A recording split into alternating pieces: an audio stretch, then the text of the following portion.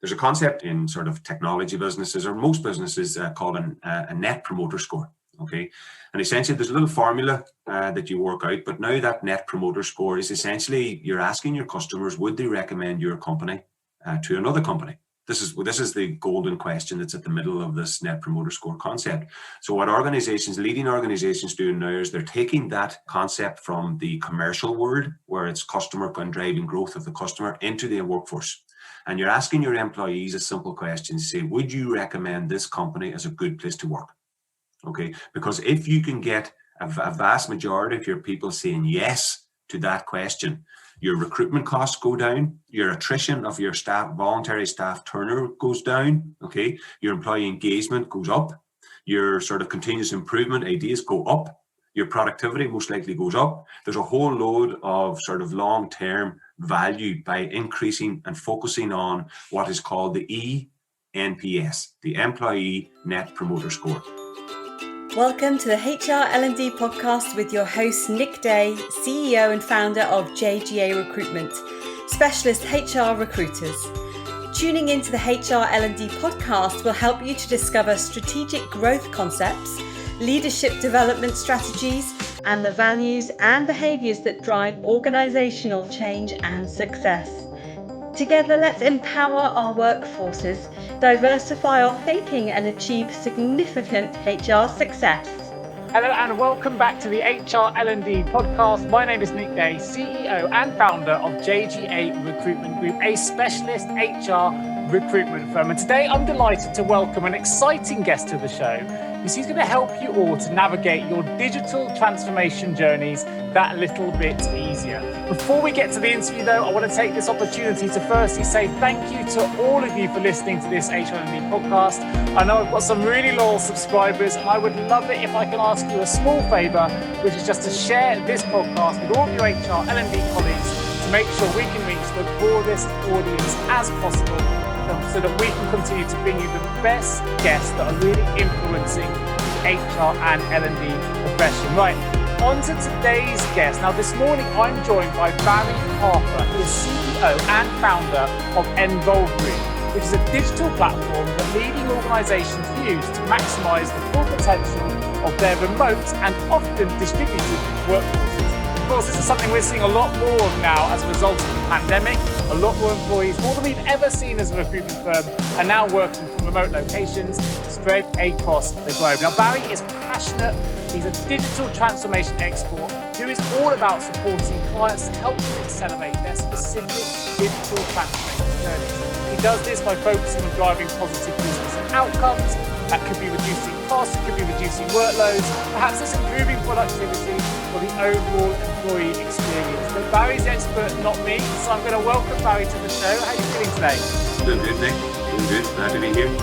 Me too. I'm delighted to have you. I want to jump straight into that digital transformation, because I often hear you talk about digital transformation of L&D in general terms, specifically around sort of what the practicalities are, the kind of positive business outcomes I mentioned just then it can be delivered. Can you tell us a little bit more about what digital transformation in L&D context is like, what that kind of digital transformation means to you? Yeah, I think an easy way to do that is introduce an Nvolve, is to say, look, this is to give you a couple of examples of what we're doing with things. Do you know what I mean? Like sort of tell you about the stories, and like sort of rather than looking at the theory of all of this, it's like, well, what are the practical sides of it? Okay, so essentially what we've done, as I say, I'm the founder and CEO of Nvolve, and we work predominantly, as you said, Nick, with distributed type workforces, organisations that would have a distributed workforce, but also a very large number of our clients would have what we call deskless workers. And the recent statistics and reports would show that a very high percentage, 80-90% of workers in the UK and Ireland and further afield are actually deskless. They have to be present to do their job. They have to be there. They don't sit at a PC. They don't have access to a laptop to do their job. So it's this type of an audience that sometimes we refer to and our clients refer to as the forgotten workforce when it comes to all of these latest and greatest technology stuff. So what we do is we've built a digital platform, digital learning and HR platform specifically for that deskless and distributed workforce. So essentially what we do is we focus on the practicalities of how do you sort of show value by going on a digital transformation journey. And this phrase I think is sometimes overused, digital information because it needs to be managed to different people. But for example, our clients, it's really just about this cost saving. It's making the workflows easier. It's getting rid of paper where there is paper. Quite a few of our clients would be Excel based and using paper a lot in their learning and development type of processes. So what we do is we work with them, getting rid of that paper, getting rid of Excel, moving away from the whole sort of day-to-day mundane processes of trying to manage L&D from a compliance perspective, from an employee development perspective, and trying to digitize the whole thing. One of our examples of a client in the sort of logistics industry, and what they had said was they had one room that they've got now 6 people working in on a desk that used to be the filing room. Right, that room used to have full of filing cabinets, and then the workflow that was required to maintain that room in accuracy was horrendous. They had a workforce of about 1,000 staff, procedures that were being revised and modified regularly by engineers in the technical departments, and then the learning function had to try to keep on top of all of those records, because their auditors could knock on the door tomorrow morning and look for information, and then all of a sudden they're running through filing cabinets. They don't know how accurate the information actually is. So what we do is we help them do all of that. So it's the practical sides of things, and what we try to do focus then is like, well, yeah, we'll make it easier. We sort of get rid of all of those mundane tasks. We get rid of the paperwork. We can very clearly show that we're reducing down costs by doing all of that, and then giving the companies back time. That's one of the big things they find through digital transformation. They have more time to do stuff which is more value driving for the business, as opposed to basically the day-to-day churn of keeping a business compliant or having the right skills to do the jobs that they're assigned to do, essentially. Sure, that makes sense. I would argue recruitment's the same thing. Like I would say that we try and give time back to our clients by taking on the bit that we're expert in, which is finding the staff. And I guess it's a similar kind of process. From your perspective, though, with that example that you just given, 1,000 employees, lots of filing cabinets and things like that, trying to transform everything to make it more efficient. Where do you start? What's the process from engagement through to outcome, and what does that journey look like? Do you know what? It's like sort of we've got contracts like sort of Coca-Cola is a contract company of ours, and they've actually had learning management systems. They had good HR, as you would expect a global company like Coca-Cola to actually have. So they started from a totally different starting point than some other organizations that, for example, like Moy Park as a client of ours in the food processing, food manufacturing, chicken processing industry. They had a totally different starting point. So if I take one company like Coca-Cola starting with an existing LMS, but what they identified was that, hey, even though we've got this technology in place, it's not always giving the right result to the right audience, because they've still found that they were using Excel in some parts of their workflow. And this was a company who had an LMS, like a learning management system. And then you look at the other end of the spectrum where companies, it's their first journey or their first steps into digitally transforming and using technology to drive some of these outcomes. And they would be very heavily using the likes of Excel and paperwork and stuff like this, where it's very manual. Business intelligence is almost non-existent. Like it's just a real big Excel spreadsheet. There was one of our clients that was, I can't remember the name now, it was about 5 or 6 years ago, when they shared their Excel spreadsheet with us. There was 1.8 million cells on the Excel spreadsheet. Wow. Right. This was like, and it was like all your greens and your reds and your yellows and your grays, all the different colors and everything spread across this spreadsheet. And I remember looking at it going, oh my God, how can you manage that? And they had 3 people that were responsible for managing the one Excel document. And this was way before Microsoft Teams and shared workspaces and everything. So there was email documents floating back and forth. The version controls were difficult to manage. They weren't working off one source of truth. So hey, what we did then was we said, okay, this is an opportunity ripe for immediate value, because within the space of about 6 weeks, we transferred all that information out of that Excel document onto our platform. All of the information then was easily accessible online on a tablet device. Employees and managers were able to walk up to an employee and be able to see their training requirements there, and then they were able to capture electronic signatures on the touchscreen of the tablet device. Everything was synced back in. So in about 6 weeks, they were able to move away from a spreadsheet of 1.8 million cells in it to a totally digital. So it's everyone starts from a different position. So it really depends on the client, I guess, and where they're at in their own journey.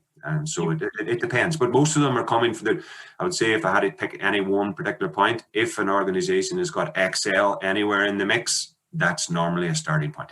Okay, well, it's interesting. You've referenced Excel a couple of times there, and there's definitely going to be HR professionals, L&D leaders listening to this, watching this, that are probably reliant on Excel, maybe more than they should be, or certainly could be. I mean, you've talked about some of the advantages of where Nvolve can improve how that data is managed from an Excel standpoint. But what are the other advantages? I'm thinking things like maybe security or other elements that perhaps someone who is quite happy with the way they've got set up using an Excel workflow at the moment. And go, actually, why do I need to change it? It's working. It's worked for the last 3 years. I don't see why that should be a problem. What would you say to that kind of comment? Do you know, it's a very good comment, actually, Nick, because it's one of the things that when we engage with a customer, typically we engage with the L&D function, the HR function, right? And when we go through the processes, they can immediately see the value in this, right? They can immediately see the value in digitally transforming stuff. And a lot of it comes down to the workflow, the work burden. Because they can say, do you know what, the amount of time it takes me to maintain this spreadsheet and to maintain all of these paper records, this solution, whether it's Nvolve or any other type of solution, this solution allows me now to digitally transform that. And I know that I could reduce the workload substantially, right? But in all cases, bar very few exceptions, what we have to do then is we work with the HR and L&D teams to enable them to sell it internally. Because they have to take it to the finance team or the CEO or the C-level to say, look, I need budget to buy this solution. Okay, so there's a value proposition. So that value question, it comes up very, very frequently in our conversations. Typically after the HR and L&D team have bought into the requirement for it, but then they want to sell it internally to actually get the budget approved. So what we've done, and we've focused a lot on this over the last lot of years, was to say, well, how do we as a company, how do we sort of give our customers the value that they've envisaged, but we give it to them in month one. This is our ethos as a company. It's month one value. We focus on a tool and a way where we could actually say to our clients, you know what? Yes, you're going to have to pay X, right? But before you agree to pay X, we will do a return on investment with you and we'll do a cost benefit analysis. And we have a model that we work out based on having doing this for 15 years, based on what other customers have told us and what the value that they see, be it reduction in paperwork. And some of these things are black and white value because you can get rid of paperwork, you can get rid of filing cabinets, things. Other things aren't just as black and white, like sort of, well, what value do you put on the fact that your operation is now more compliance and more compliant and is less risk in terms of non-conformances or things like this. So some of these things are objective, some of them are subjective. So what we do is we say, look, this is what the solution may cost. This is the value proposition and the return on investment, which is numbers. It always comes down to numbers. So we can say on average, most of our clients would see a return on investment of 6 to 7 times what they actually pay for the solution. But then what we do is we take those numbers and we put them into our platform. So every single month, starting in month one, all of our customers get what we call the value proposition and digital transformation report, where our customer success team engage with the client and say, look, this is what you paid. This is the value that we promised you. And this is how we're delivering it to you, right? And the things that are on that report are things like, well, okay, if you generated an electronic signature, for example, with Nvolve, using a tablet device, well, that is a value to you because there would be a figure involved in capturing that by another means, be it on a sheet of paper. So you'd have a print cost, you'd have time cost, you'd have filing cost, you'd have Excel time cost. So we work out and agree that with the customer. Every single time someone captures an electronic signature, we've got a corresponding number to that. Okay, so what we do then, and that's just one of them. When someone does an e-learning course, for example, you say, well, what if you didn't do that e-learning course that way?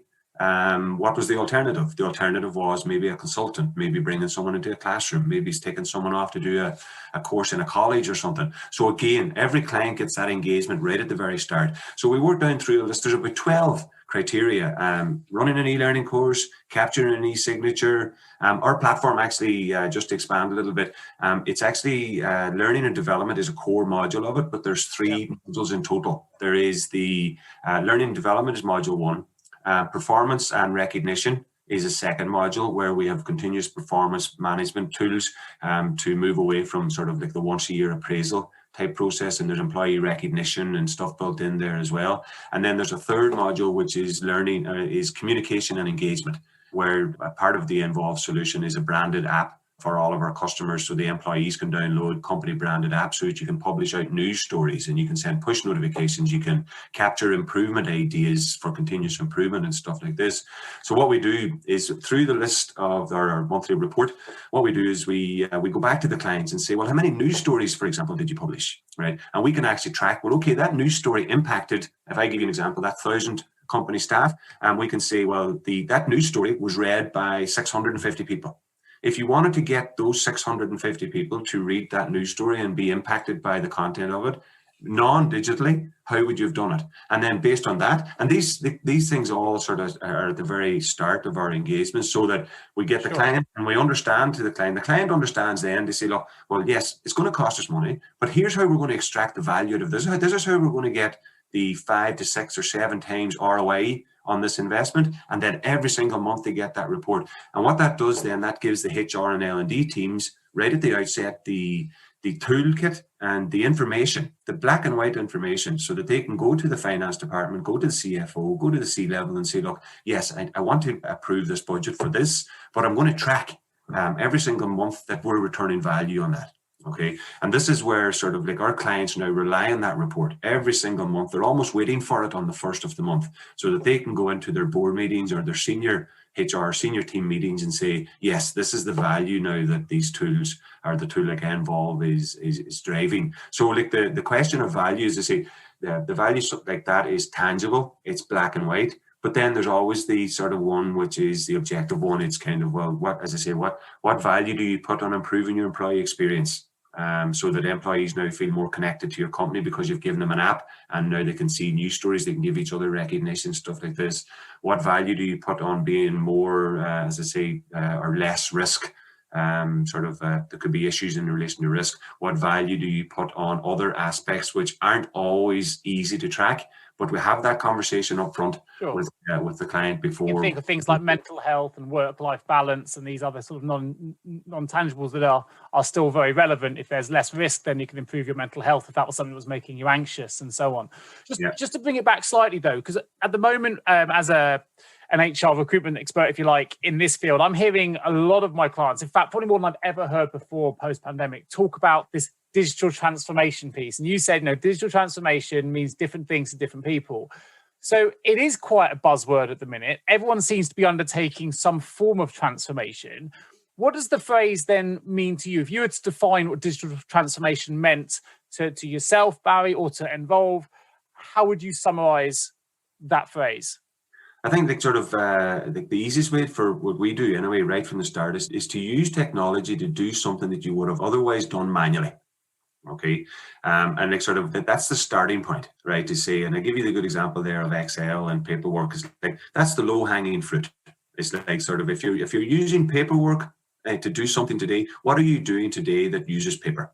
Right. If you're using paper, is there some way of digitizing that? A good example is one of our clients is using our communication and engagement tool for continuous improvement. Okay, and what they were doing was they had a process like a suggestion box, where their employees were able to fill out a sheet of paper. They went to a suggestion box, put it in a suggestion box, and it was an improvement idea, and someone picked it up, and then someone was trying to manage that through a process in Excel. They were saying, well, okay, it was created on this day by Nick.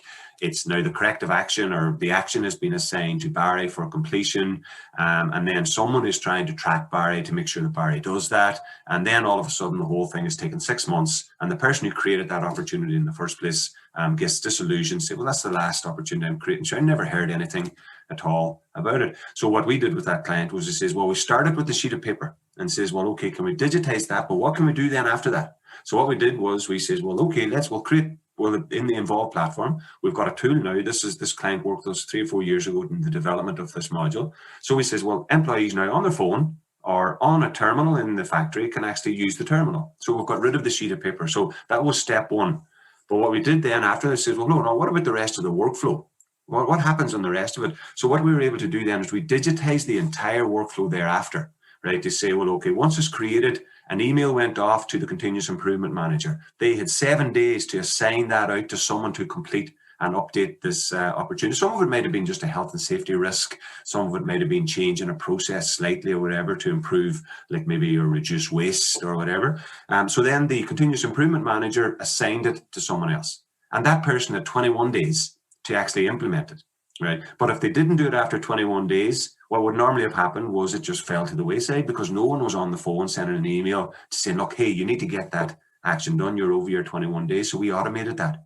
We actually said, well, after 21 days, that person will get an automatic email to remind them. And the continuous improvement manager is copied in on the email. So you're escalating it a little bit. So it's not just about that. We always start typically at a sheet of paper. If there's a sheet of paper used anywhere at all, like, let's digitize that. But as soon as we start that conversation with the client, what happens then is you actually get a better understanding of the entire workflow after that. And that's where true digital transformation, that's where the real value starts coming in, because now you've automated mundane tasks, you've automated repetitive tasks. You can be sure that these tasks are actually happening when they should be happening. And what we've done in Nvolve over the last few years is focus as well on machine learning and artificial intelligence, so that we can actually follow trends and we can see things that are happening. It's almost like nudges. It's the change of employee behavior that you're looking for. Is that a phrase I heard many years ago was that technology solutions don't drive positive business outcomes. It's a change of employee behavior that does. So when you think of it like that, then you start thinking, well, you know what? Like, it's not the technology that's going to give me my return on the investment. It's the change of my employees, what they do on a day-to-day basis, that's going to give me the value. So we focus very heavily on that, is to say, well, we're trying to ensure that our technology can track and make sure that employee behavior is changed as a result of the digital transformation. So let's bring that back a little bit. Now, if I'm an HR leader listening to this podcast at the moment, I'm thinking, okay, you know what? A few bells are going off now. There's a couple of paper things that we're doing at the minute that I'm sure we could probably automate or improve, or you could go through some kind of transformation piece with to improve the efficiency of our business. There was, as you mentioned, there's a multitude of platforms and solutions and technology providers out there offering different solutions to different potential problems. If I'm an HR leader and I'm starting now with that blank piece of paper, so to speak, and I'm getting my HR professionals together and my team together, I'm going, right, we know we want to embark on our digital transformation journey. Where should they start with that planning process? And what are the key metrics that you would recommend an HR leader focused on? You mentioned you've got sort of 12 points that you work through. But what would you recommend they did if they were starting from scratch? They haven't even gone out to a supplier yet, but they really want to add value to their digital transformation equation, so to speak. What would be the starting point? What should they be thinking about? And what metrics should they be considering getting a return on investment on? Well, do you know what we do, Nick, is like sort of just to finalize that point about the technology solutions don't drive the positive business outcomes. It's the employee behavior thing that does, right? That I would encourage any HR or L&D professional that's listening to this today is to consider that point. That's the first thing I would suggest, is that a technology solution isn't going to give you exactly what you want, right? Like, as you say, well, where do you start? When we do this, we actually don't start almost at the start. We start at the end and say, well, what does good look like in 6 months' time or 12 months' time? It's a phrase that we use all the time when we're doing an initial engagement with a new client, is to say, well, okay, we get an understanding of what they're doing now. And this is, as we mentioned earlier on in the podcast, was everyone comes from a different starting point. Some have got existing systems. Some people have got no systems. Some people have got existing systems that are kind of half working. Some have got existing systems that aren't working at all. And there's a phrase in the industry that I've seen quite often is like a trough of disillusionment, that there's a lot of enthusiasm for the new stuff that's coming out and everyone gets excited about it. But then people start realizing it's almost like we're all familiar with the COVID curve. It's almost like the same curve, and a lot of technology solutions come down the far side of the curve because they don't deliver what the clients thought they were going to get at the very start. So to answer your question in relation to what does a HR professional or an L&D professional where do they start? What we do with our clients is we say, look, we understand if you're in a particular industry, our solutions are used across a broad range of industries. So it's very rare that we would have a new client or new engagement now that we don't have some story to tell them of somebody else that's quite similar to them. Okay, both from an industry perspective, from a starting point perspective, because I say we've been at this quite a number of years. So what we say is, well, what does good look like to you? right? And when we engage with clients, you say, well, what does good look like? Well, yeah, we want to get rid of paper. I'd like to be able to click a button and get this report. I would like to have monthly management reports going to all my managers so that they see their own individual training matrix. And they come up with 3 or 4 different things, right? And we say, well, okay, that's all good. But you haven't mentioned these 5 or 6 different things that company's doing, this company's doing, this company's doing. So what we end up doing is we say, look, well, this is what potentially good could potentially look like for your organization. And once they buy into that, then we start working back, right? And then we say, well, okay, well, how are we going to get you to there, right? Where you've no paperwork, management information at the click of a button, automated reports going out, employees getting bought into buying into their own learning and their own development for your company and taking ownership for things. So these are all the things that could happen. So we start working back and say, well, how do we move you from here to here? And we design out a work. We part of our engagement process with our customer success team is we actually draw up a roadmap for every single customer, and we say, look, this is what we're going to. This is where you're going to be after month 1, month 2, month 3, month 4, and we draw up a little plan. It's not complicated. We just draw up a little plan to say, look, well, these are the things that we need to do. First of all, like for example, as you say, what's the first step? Well, if you've got existing data on Excel or in filing cabinets, you have to try to get that into a system. Where are you at right now before you start to improve it? So there's a bit of an exercise at the start of getting that information from your existing legacy systems into a new system. Once it's in there, it's really just maintaining it. It's biting off the piece of technology when you're ready to bite them off and when you're ready to implement them. We've got some clients, as I mentioned to you, the Nvolve platform and what we call Nvolve WXP. It's quite feature rich. There's 3 sort of distinct modules in there, as I say, the learning, development, communication, engagement, and performance and recognition. But within each of those, there are kind of subsets as well. So we actually say, well, okay, what journey do you want to go on? We've got some clients that say, do you know what? We just want to do learning. That's where we want to start our digital transformation journey. But like in time, I would love it if all my employees had a branded app that we could send push notifications and do surveys and listen to the employee voice and this sort of stuff. I would love to get to a stage where all of our employees are continuously looking for opportunities to improve our business, to move things forward. Because that example that I gave you of that client that worked with us, they were collecting something like, I think it was about 90 suggestions a year over a workforce of about 400 people. And when they implemented our solution, it went to 490 in 1 year, right? So they saw about a 400% increase in the actual opportunities. So every journey is different. What I would say to any HR or L&D person today is look at what you've got currently, visualize what good could look like in 6 months or 12 months time. And then once you've got that, then go to the market and start looking at technology solutions that will help you achieve what good looks like in your mind. Have you ever asked yourself, how can any recruiter understand my HR recruitment challenges? Please don't give up on your hiring challenges just yet. Here at JGA HR Recruitment, we appreciate the difficulties associated with attracting, recruiting and retaining top human resources talent. We also understand just how costly a poor hire can be. JGA HR Recruitment would like to partner with you to help you overcome your hiring challenges. Contact us today on 01727 800 377 or visit jgarecruitment.com to find out more. It's a great example. So, as you've just put it, absolutely right. As you look, what does good look like? It's a great question to be asking and understanding what could be improved at the same time. I'm going to play a little bit of devil's advocate with you, Barry, just based on an answer you gave there. And it links to the next question I wanted to ask anyway. So obviously you talked about then a 4 or 5-fold increase in the number of suggestions that were coming through.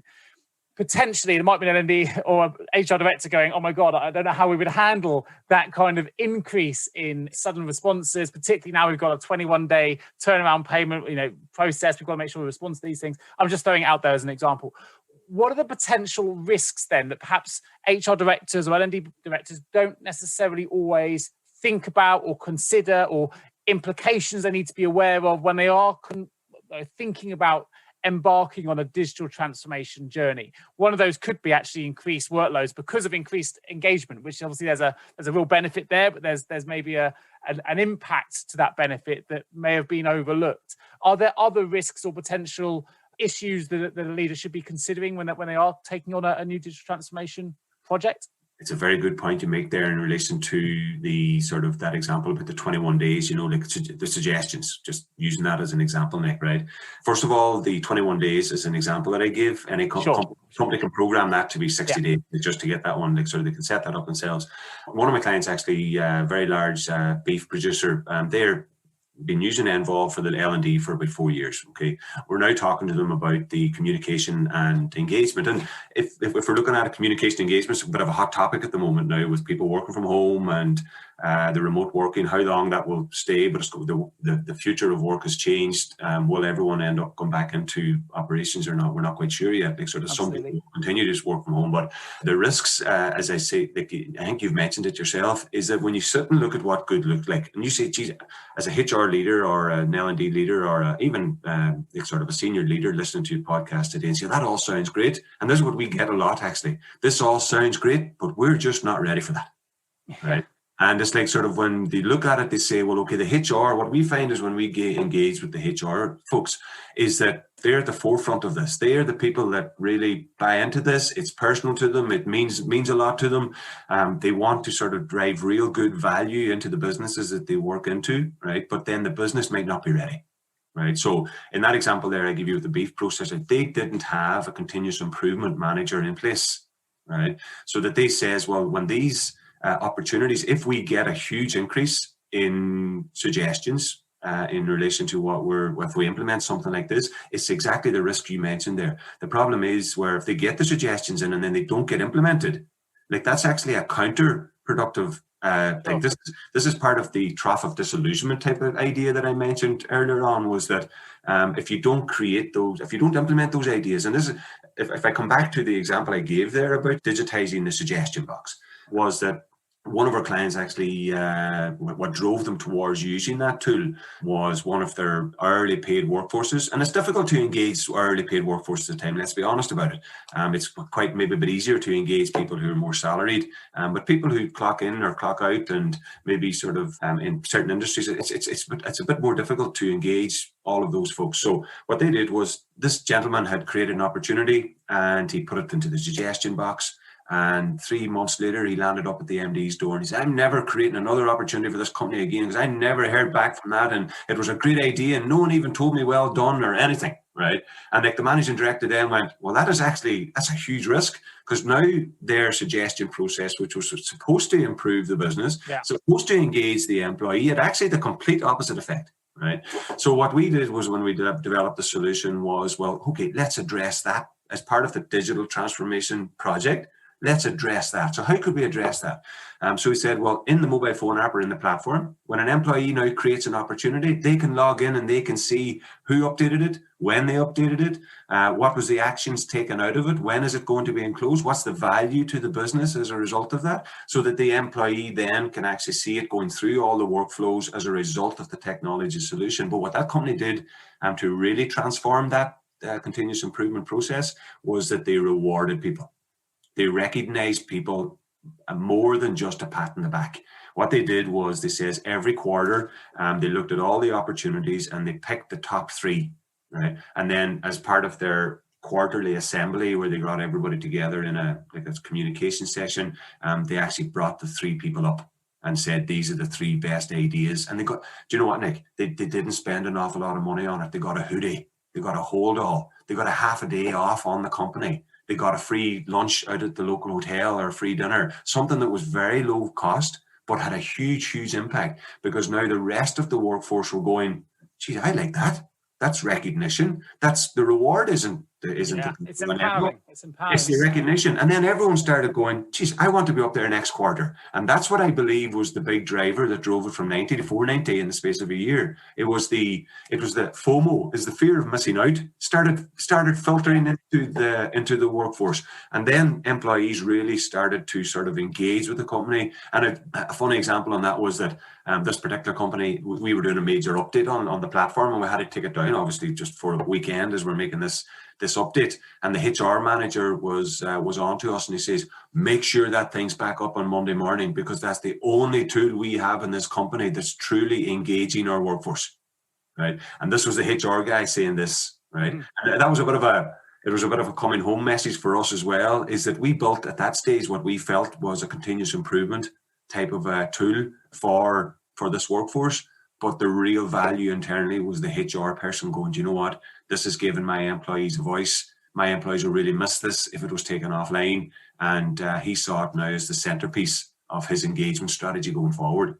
Right. So briefly touch upon that then. If we've got HR leaders together, we're in a room, we're talking about what good looks like, we're talking about the areas that could be improved, we're looking at the potential risks, we're creating our roadmap, right? So that we've got in our 4 walls, we're developing that. We've talked a lot there about employee engagement, and we know that employee engagement is clearly critical for all of this succeeding, right? We've got to really work on improving our employee engagement. It's a buzzword out there as well at the moment. It's number one on most HR directors' agendas to improve the employee experience. So what advice would you give to HR leaders that are embarking on digital transformation again? They've created their roadmap, but they want to get the employee engagement bit right. At what point do you start engaging employees into that roadmap itself? Is it post-implementation? Is it during implementation? Do you run surveys? What process would you recommend that an HR director or leader follow to make sure that employee engagement piece stays sort of number one priority? The easiest answer to that there is early as possible. Okay. And that doesn't mean that you include 400 odd people into a process. Like, you can't bring 400 people into a process and designing it. Like, sort of management have to manage and leaders have to lead, you know. But what we find in the most successful implementations or the most successful projects is a couple of things. Number one, we actually call it mass employee engagement. We don't call it total employee engagement because, let's be frank, we don't get all the people all the time. Right. Sure. We've all got our own lives. There's things going on in our personal lives that some days we come to work and there's other things that are more important than being at work that day. And like, we've all been there. Okay. So you don't get, our ethos is that you don't get all the people all the time and you don't get them all on the same sort of totally engaged. But if you get mass employee engagement, most of the people, most of the time. Right. And that's sort of our ethos, and say, look, let's set our parameters here. Once you've acknowledged that, then you say, well, how do we get most of the people most of the time? And this actually comes back then to say, well, simple question, well, what's in it for me? And I'll be honest with you, we've had clients that did a really good job in that. And we've other clients that have a little bit to do in that. Okay. And the ones that do a really good job in that, they get a really high engagement score. Right. And they get a really high process of engagement, and they can see it as tangible. In relation to sort of the experience that you talked about. Like, there's a buzz in relation to the employees. They feel that they're being listened to and they feel that they're being heard. So that's the first thing. The second thing then is how soon do you bring them into the entire process? We've got a 5-stage roadmap as a template that we sort of work to. The first stage is developing the roadmap. Okay. And that typically, with most of our clients, that happens between the involved customer success teams and the leaders of HR and L&D. We say, well, what does good look like? And we design it out. Okay. The next stage then is where we sort of call the champion phase. Okay, this is where we bring together what we call workforce excellence. We tie a lot of our solutions and our sort of engagements around this concept of workforce excellence. It's trying to get your workforce to a position of excellence. Okay, and I say excellence is different then from various companies. So phase 2 of our engagement, we bring in some 1 or 2 managers, we bring in a few employees. And we say, look, this is the tool that we're going to be using. This is why we're using it. This is what good looks like. This is the journey we want to go on. And we educate them to say, this is where we want to end up. This is how we're going to use the tools, and this is how we're going to end up there. But most importantly, this is why we need to end up there.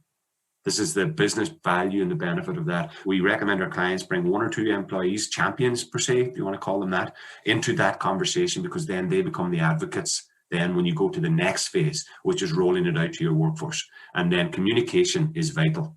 And some of our clients have 5,000-6,000 staff, right? And they just bring people into a room for, this is post-COVID obviously, but they'd bring them into a room if they're deskless workers working in a manufacturing environment, whatever, and they would educate them, either to Zoom call nowadays, things like this, but they'd say, look, this is the reason why we're doing it. This is where you fit into the mix. This is the tools that we're going to be using. They train them up, and we get everyone then through that process. Every individual matters through that process. That might take 2 months. That could take 4 months, could take 6 weeks. It all depends on the size of the organization.